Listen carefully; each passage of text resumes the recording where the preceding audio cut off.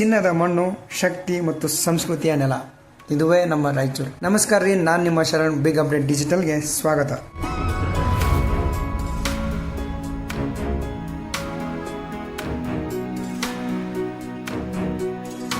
ಇವತ್ತು ನಾವು ಕರ್ನಾಟಕದ ಮತ್ತೊಂದು ಜಿಲ್ಲೆಯಾದ ರಾಯಚೂರಿನ ಕುರಿತು ತಿಳಿಸುವ ಪ್ರಯತ್ನ ಮಾಡ್ತೀನಿ. ರಾಯಚೂರು, ಸಿಂಧನೂರು, ಲಿಂಗಸುಗೂರು, ಮಾನವಿ, ದೇವದುರ್ಗ, ಸಿರಾವರ ಮತ್ತು ಮಸ್ಕಿ ಎಂಬ ಒಟ್ಟು 7 ತಾಲೂಕುಗಳಿವೆ. ಇದು ದಕ್ಷಿಣಕ್ಕೆ ತುಂಗಭದ್ರೆ ಮತ್ತು ಉತ್ತರಕ್ಕೆ ಕೃಷ್ಣಾ ನದಿಗಳನ್ನು ಹೊಂದಿರುವ ಕಾರಣಕ್ಕ ಇದನ್ನು ರಾಯಚೂರು ದೋಬ್ ಎಂದು ಕರೆಯುತ್ತಾರೆ. ಈ ಜಿಲ್ಲೆ ಕರ್ನಾಟಕದಲ್ಲೇ ಅತಿ ಹೆಚ್ಚು ಕಾಲುವೆ ನೀರಾವರಿಯನ್ನು ಹೊಂದಿರುವಂತಹ ಜಿಲ್ಲೆ. ಭಾರತದಲ್ಲಿ ಅತಿ ಹೆಚ್ಚು ಪ್ರಾಥಮಿಕ ಚಿನ್ನವನ್ನು ಉತ್ಪಾದಿಸುವ ಹೆಗ್ಗಳಿಕೆ ಈ ಒಂದು ಜಿಲ್ಲೆಗೆ ಇರೋದು. ಅಲ್ಲದೆ ಹಟ್ಟಿ ಚಿನ್ನದ ಗಣಿ ಭಾರತದಲ್ಲಿಯೇ ಅತಿ ದೊಡ್ಡ ಚಿನ್ನದ ಗಣಿ. ಇನ್ನು ಈ ಜಿಲ್ಲೆ ಇತಿಹಾಸ ನೋಡಿದರೆ ಲಿಂಗಸೂರಿನ ಬಳಿ ಕೊನಗಲ್ ಯುದ್ಧ ಭೂಮಿ ಇದೆ. ಕ್ರಿಸ್ತಶಕ 1800ರಲ್ಲಿ ದೊಂಡಿಯ ವಾಘ ಮತ್ತು ವೆಲಸ್ಲಿರವರ ಮಧ್ಯೆ ನಡೆದ ಕೊನಗಲ್ ಕದನ ಇಲ್ಲಿಯೇ ನಡೆದಿದ್ದು.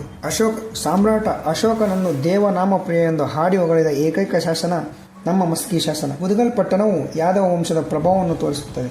ಕೃಷ್ಣಾ ನದಿಯ ಮಧ್ಯದಲ್ಲಿರುವ ಜಲದುರ್ಗ ದ್ವೀಪಕೋಟೆ ಬಿಜಾಪುರದ ಆದಿಲ್ ಶಾಹಿಯ ಪ್ರಮುಖ ಕೋಟೆಗಳಲ್ಲೊಂದು. ಇತಿಹಾಸದ ವೈಭವ ಹೊತ್ತಿರುವ ರಾಯಚೂರು ಜಿಲ್ಲೆಯು ಶಕ್ತಿಯಲ್ಲಿಯೂ ಅಗ್ರಸ್ಥಾನದಲ್ಲಿದೆ.